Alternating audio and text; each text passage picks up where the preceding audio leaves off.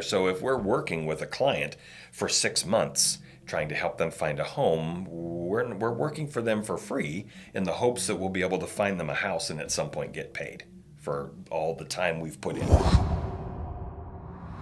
Well, we'd like to introduce a new member to the podcast today. This is our new office dog, Luna. And yeah. She is 10 weeks old and all puppy. Yeah. The slice on my left ear, is... Compliments of Luna. Yeah. Yeah. Nice going, dog. Yeah. Okay. Anyways, you gonna All hold right. it the whole time? You gonna? Okay. Up and down, up and down. That's okay.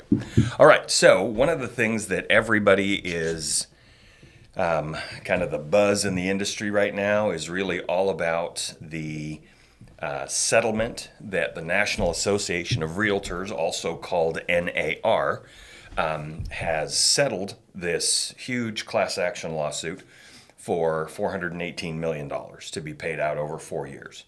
And that's just kind of the tip of the iceberg. There's a whole set of... So first of all, it hasn't been ratified by a court, so we don't know if that's actually going to be the end number or if it's going to be less or more or there's going to be new rules imposed. But as it sits right now, it's a $418 million settlement.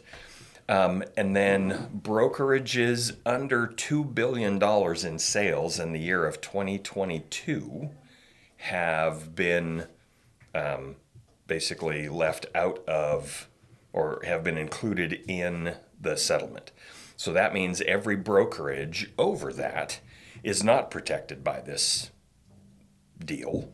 And so they're still on the chopping block for being able to be sued and are not covered by this lawsuit, or by this plea deal. So we wanted to talk about that because there's really billions of dollars out there remaining for a lot of these companies that are still on the chopping block. So And what do you mean by on the chopping block? so they are able to be sued for this commission issue that has been being gone about. So we have the Burnett Sitzer case. It was in Missouri, and the jury awarded a $1.8 billion settlement for the class action. The judge has the ability to offer what are called treble damages. In other words, 3 times that 1.8, which makes it 5.4 billion if the judge deems it so, which gets astronomically expensive because you've only got a group of 4 or 5 companies that were sharing in that lawsuit. Anyway, so it was horrible that it's gone that way. But that's really why NAR settled, is because it's so much cheaper to pay the $418 million than it is to pay $5 billion. So, we're trying to come to grips with what's happening, and the issue is, could you pull up that Facebook post that you had earlier? This one? Thank you. Yeah. And part of the reason that we want to talk about this today and share with you all out there is there's a lot of misinformation out there. Oh. And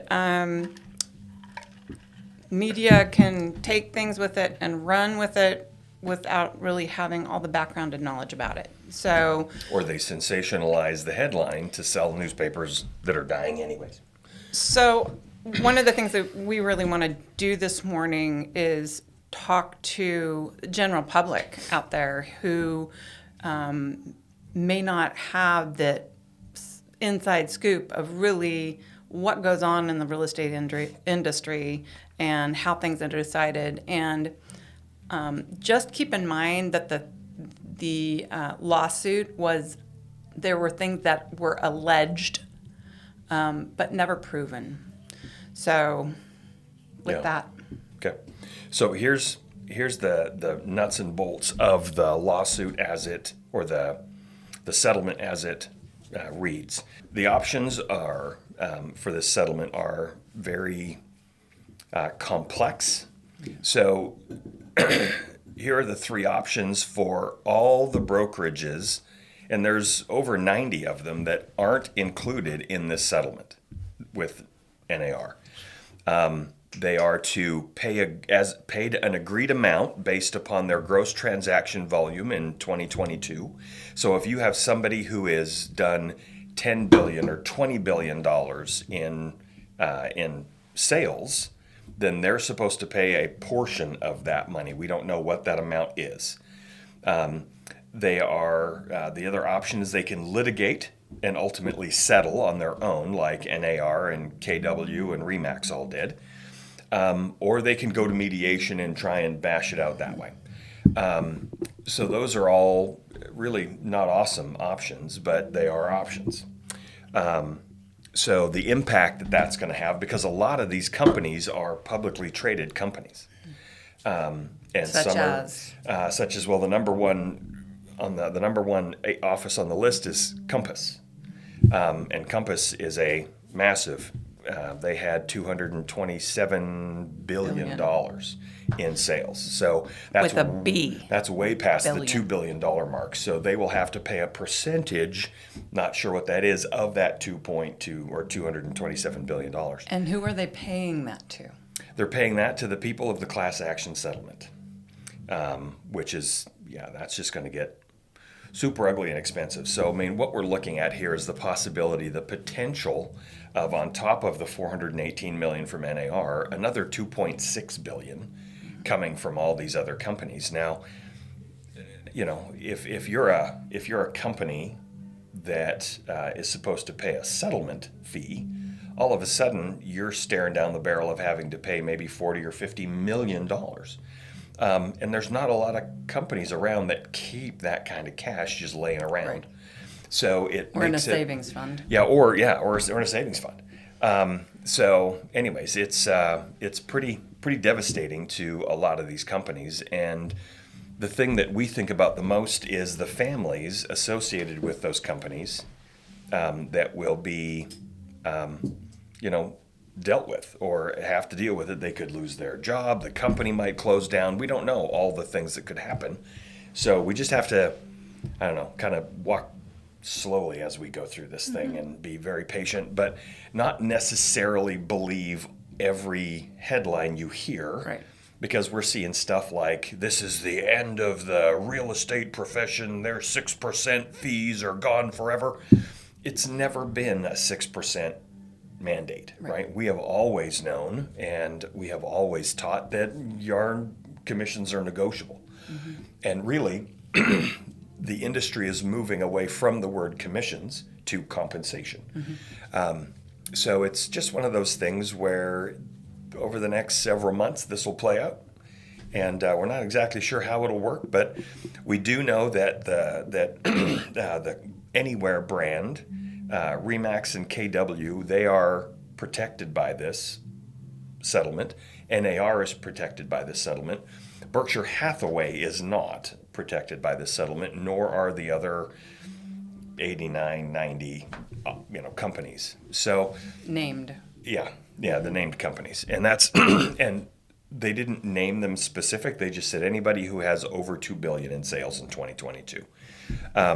And so, and it's a lot of big names that you would recognize. So it's just one of those things that we have to get ready for. Now, in the state of Washington, we're sort of immune to this stuff because over the last 4 years, our MLS, the Northwest MLS. MLS stands for Multiple Listing Service. Yes. So the MLS that we belong to is a private MLS. So they are not backed by the National Association of Realtors. So we've been working at fixing this issue with our forms since 2020, and the Washington State Legislature actually helped us recraft or reword our buyer's agency agreement to have it not just read what the law says, but to actually put it in layman's terms so that our consumers can understand it. So from the bottom of our world, where we have agents, boots on the ground, who are using all these new forms over time and all these new policies, all the way up to the Northwest MLS, the Washington Realtors, the state legislature, we've all been working over the last 4 years to fix this problem before it became a problem here in Washington. And why? And so why is that 4 years? What is it about the 4 years that is such a big deal? Well, the 4 years, it just so happens that the statute of limitations on this type of lawsuit, Antitrust lawsuit, is 4 years. And so because we started making our changes in 2020 or maybe even late 2019, we hit that mark. And so I think we hit that mark like a week before this came down in October. yeah, it was It was just very- the end of 2023 that we hit that. So, I mean, and it doesn't mean that people can't try, and it doesn't mean that there aren't going to be some companies, because Compass is in Washington. John L. Scott is in Washington. EXP is in Washington. But they are also in other places. Right, they're also in other places. So who knows how that lawsuit is going to affect them. So anyways, yeah, it's going to be a bit of a mess for a while, trying to figure all this stuff out. But anyways, so Can I say something real quick? So I think one of the things that's really important to remember is that we have a choice. All of us have a choice in how we respond to things. We can either gain information and get knowledgeable and move forward with that knowledge in a positive manner, or we can respond in fear and become frozen. And that does no good for anybody, really. There are a lot of lawyers, there are a lot of principal brokers, managing brokers, designated brokers, people who have a lot of knowledge in this industry that are working on what the next steps are going to be. We always have had, I will say in our office for sure, and I would say in Washington State, that our focus really is on consumer protection and doing what's best for our clients and consumers. So we feel very confident in the future of real estate. It is a people business, and those of us who are in this service industry, because that's really what it is for us, our whole aim is to take care of our clients, the people that we know, love, and trust. So I would encourage you, if you are a consumer out there and you are panicked or wondering, what does this mean for me? Feel free to contact us. Feel free to contact a local real estate agent and ask them the questions. If they cannot define for you what the benefit that they give to you as a realtor, you might want to talk to somebody else. But those of us, especially at Realty One Group, we have a lot of tools and value that we give to our clients to make their experience not only lawful, contractual, but hopefully not as stressful as it might be otherwise. So this is one of those stress points right now. So hang with us and ask the questions, because the more knowledgeable you are, the better that you can be at making a decision that is best for you and your family. yeah. So this whole thing started with this lawsuit in the Midwest stating that the real estate brokerages there were basically mandating that it had to be 6%, and the seller had to pay everybody's fees. Right. I think it actually started with one individual, if I Yeah. recall the story. Yeah. It was one seller that didn't understand or didn't feel that he'd been told that he did not have to pay for all of the commissions of all parties. And so that was the origination of the lawsuit, the very beginning. Pre-COVID, that all Pre-COVID. happened. So this has been kind of percolating through the courts for a long time. It's now kind of hit the surface. We've had one court case tried in Missouri.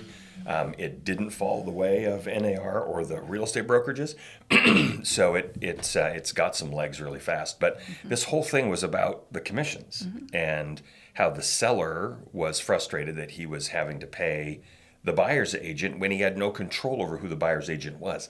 He wasn't even told. I think Right. that's the biggest piece, that there was a lack of transparency. Right, lack of communication. Yep.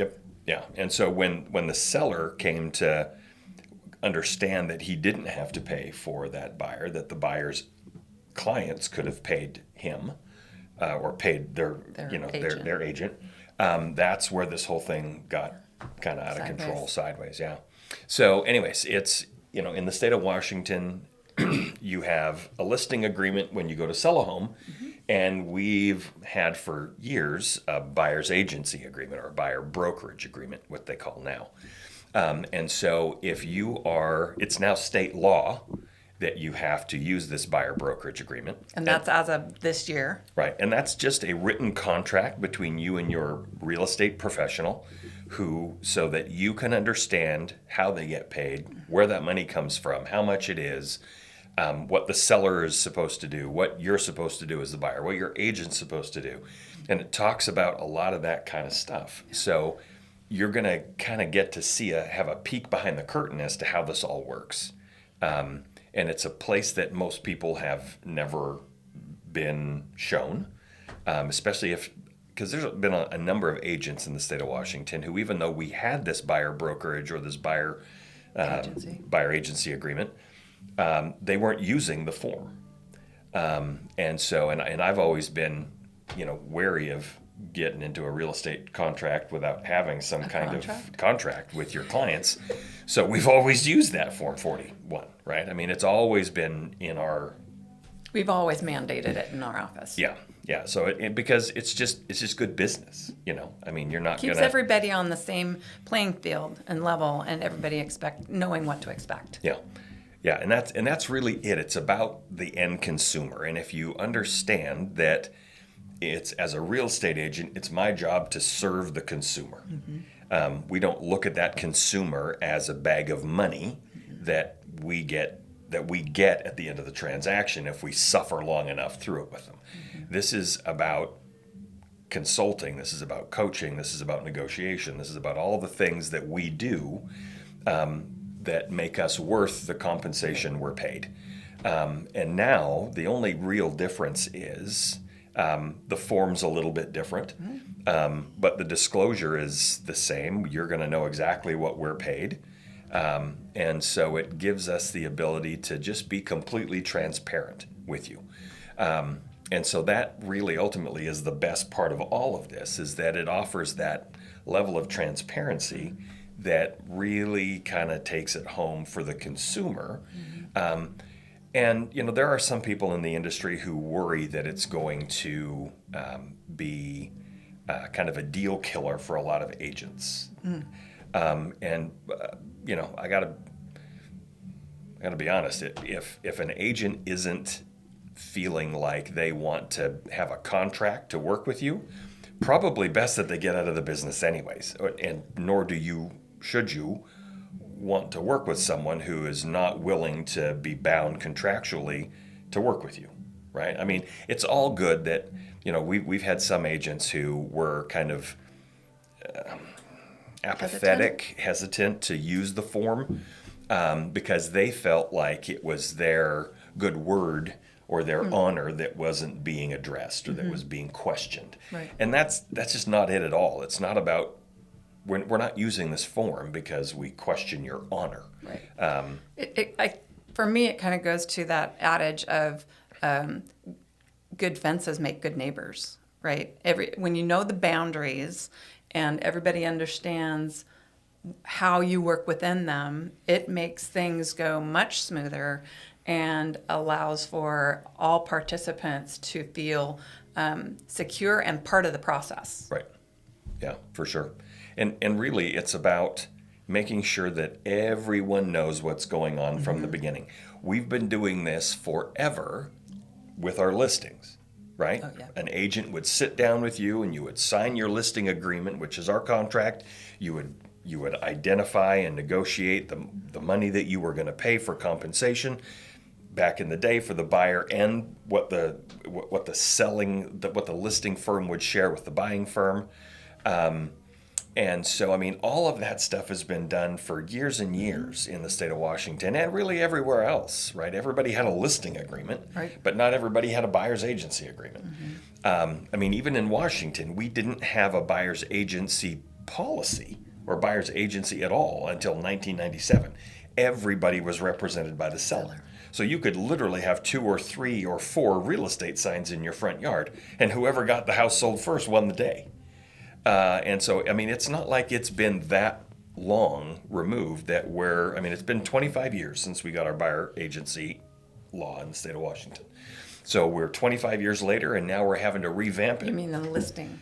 No, I mean, the buyer agency agreement, or the buyer agency, the law, that kicked into gear in '97. And so after 25 years, we had to revamp it, right? So here we are in 2024, and we have an all-new buyer's agency agreement, which is... But it's now in law. It wasn't in law before. Well, not the way it's written. There was still a buyer's agency law. Right, but it wasn't in the law that buyer brokers had to use it. No. Had to use the No. form, That's true. the contractual form, just to be really clear. Yeah. That didn't happen No. until this January. Yeah, it was just what you could expect from your buyer broker and what the buyer broker would do for you and could expect back. Right. And that's But really yeah. all the law talked about. Yeah. So it gave you but the problem was if you read the form, it was just the law as Olympia wrote it. You mean so I'm gonna dissect a little Okay, bit. you go. Form Yep. versus pamphlet. Okay, we call it a pamphlet, but it's on pieces of paper. So it's really a stack of it's a document. We call it a pamphlet.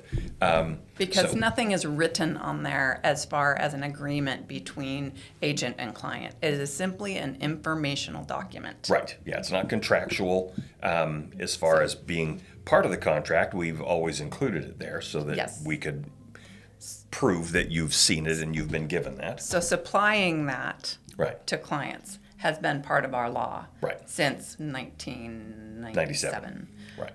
Having an actual contract, a buyer broker agency contract, that didn't come into law until this year. Right. Having it be required. Yep. Yeah.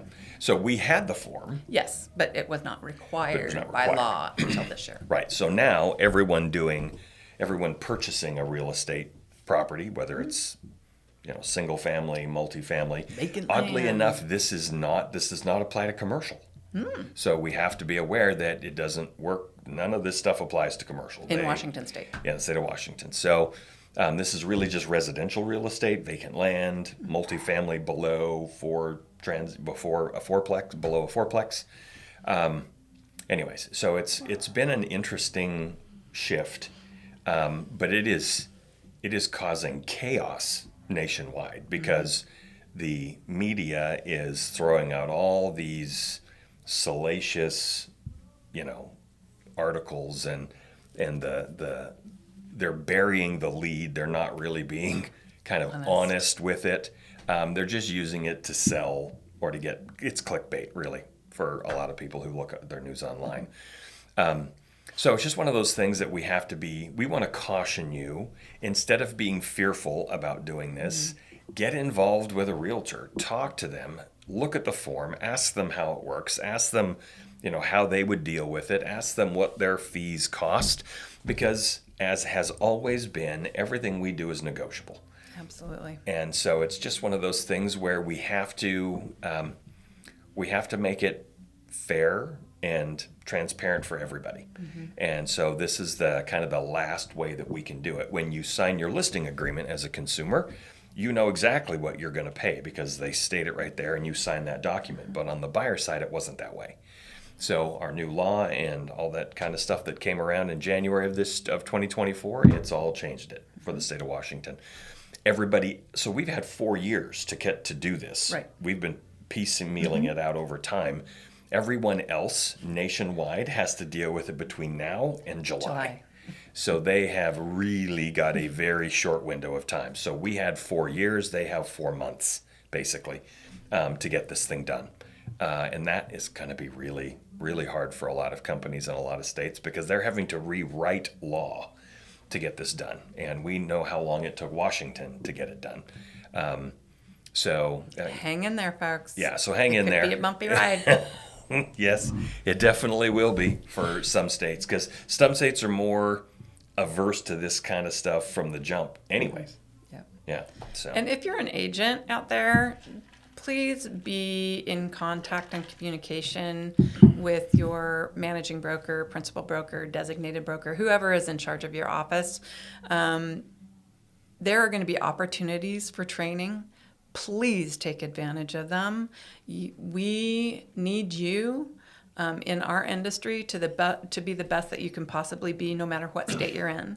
And now is not time to be a kind of a sit back and watch it all happen. You need to get in there and learn the laws, learn the new forms, do whatever it is that you need to do to best represent your clients moving forward. Yeah, we've actually had, so one of the statistics that came out a couple months ago, because everybody was wondering, hey, is this the end of buyer's agency? Are we not going to represent buyers anymore? And that absolutely is not the case. I don't see it happening. Even long term, I don't see it happening. But it was the CEO for, I believe, Compass, and he was talking to folks at the Northwest MLS, and he said, you guys are the only state in the nation that's running this process right now. What is your average commission that, if you average every house that sells in the state through you, what does it average? And they ran the math, and it was 2.63%. So is that per side or the entirety of the transaction? That's the buyer side Buyer only, side, thank you. right? That's not the selling side or the list side. So it's not as if the rules that we have been evolving through in the state of Washington have decimated the buyer side of this industry at all. And if anything, it's given the buyers more security because, again, we have a contract in place that identifies and makes everything very transparent. So I actually think it's done a good thing Oh, yeah.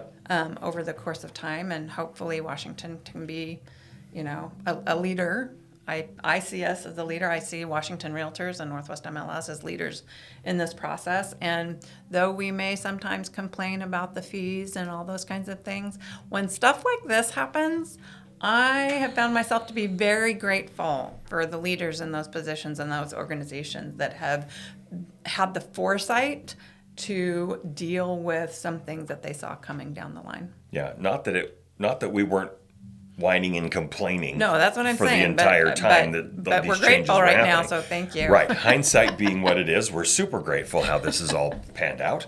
But the flip side of this is that we have agents who are actually earning more now than they were because they're having the opportunity to have this conversation with their clients and say, okay, look, the amount of knowledge I have about this specific part of the world is worth X percent, whatever that number is that they want to charge.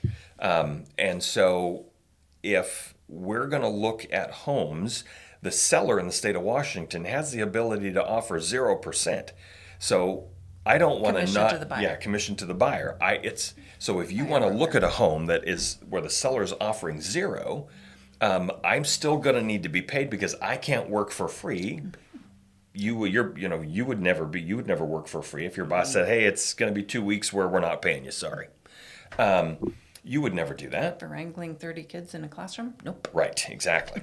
So, when we get to this point, we see that if you, as an agent, if you can show your value, we're actually seeing people who come to an agreement with their buyer that says, look, I feel like I'm worth X. And if you look at a home that is X minus 0.5%, the paperwork here states that I'm going to ask you to pay that 0.5% at closing to get me to where I feel I'm worth. And if you're okay with that, we'll sign all that right here. And we're seeing people sign that document because they realize the value of their agent. But I think that the key to that, though, is that agents need to be willing to really sit down and have that conversation. What is it that I, as a broker, what am I doing for you? What am I going to be doing for you? What is my investment with you and for you as we were going through this transaction? So being able to have that conversation is really critical. There are a number of us in this industry that are very service oriented. So talking about money can be a little difficult. get comfortable with it, because at the end of the day, agents, this is your business, and you need to be able to have conversations about money and do it with confidence, not used car salesman like. It's not that, but just having an honest conversation about, like Brad said, what your worth is, what you bring to the table, and I think the other key piece to a negotiation is you need to be able to be willing to walk away or adjust as needed in those conversations about compensation. So you need to have a plan in your head about, what's that script for you? How does that look for you? What is it that you're willing to give and take at the end of the day?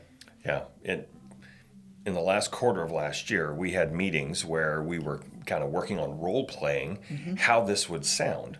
And so if you haven't done that with if you're a real estate agent and you haven't been practicing how this sounds and how this feels coming out of your mouth, in front of a client is not the time to practice that. Sorry about that. In front of a client is not where you want to be practicing. No, yeah, you don't ever practice talking about money in front of your client who is the money, right? So you definitely want to have that conversation with yourself in the mirror, with your managing broker, another agent, whatever. Make sure that you practice, because for some of us, it's very awkward to talk about money, right? There are generations that are parents' generations, and chances are they've passed it down to us that it's rude to talk about money. And if in your brain you think it's rude to talk about money, you are going to take the path of least resistance, and you're not going to have that conversation because it feels awkward or it feels bad or like you shouldn't be having it. Wrong. And so that's going to put you in a very precarious spot, because moving forward in the real estate industry, you are going to have to talk about what you are worth. Yep. So mindset shift. Yeah. And that's really all it is. It's a mindset shift. And a level of confidence. And the way that you get that, obviously, is to practice and get comfortable in your own skin and the words that you're using, and being able to overcome objections. And that takes practice. Yeah. Understand your value. Be able to speak what your values are and what your value is to the client. Because not everybody understands how the real estate business works. As a consumer, you may think that we're paid hourly. We've had people that have come in and say, well, don't you get hourly pay? No. We wake up unemployed every day. Pretty much every day, yeah, because it's all self-employed. It's all 100% commission-based, so we don't really have the ability to just, throw an hourly rate down there. So if we're working with a client for 6 months trying to help them find a home, we're working for them for free in the hopes that we'll be able to find them a house and at some point get paid for all the time we've put in. Now, there are some clients who we walk into the first house and they say, I love it. It's exactly what I'm looking for. And that's awesome, right? When you have that. Is that the norm? No, not at all. Because we don't ever want to ram someone into a house, right? So there's really I'm going to say there's not sales left in real estate. There's the sales process still goes on. But the consumer today, you walk into that house and if it's going to be something you want or not, if it's going to meet your needs or not. So there's really no high pressure anymore. At least we don't teach the high pressure stuff. You either like it or you don't. And if you like it, we're going to be your legal representative on how to help you buy it and guide you through that process. Yep. So anyway, so just find an agent who will do that for you and do it well. And you'll have a great experience moving forward. Going to be a bit of a hiccup for pretty much everybody else but agents in the state of Washington moving forward, because they have a lot of changes to make in a very short period of time. So if you're watching this podcast and you are not in the state of Washington, but you are want to buy a home, you're going to have patience with your agents and the real estate industry in your state, because they're trying to figure it out as they go. Yeah. Yeah, we've had 4 years to do that, and they don't even have anywhere close to that time. So, yeah, so a little bit of grace goes a long way. I'm sure everybody would appreciate it. Yeah. Stay tuned. There'll be more information over the coming months, and we'd be happy to share it with you. Yep, absolutely. Thanks for listening. See you.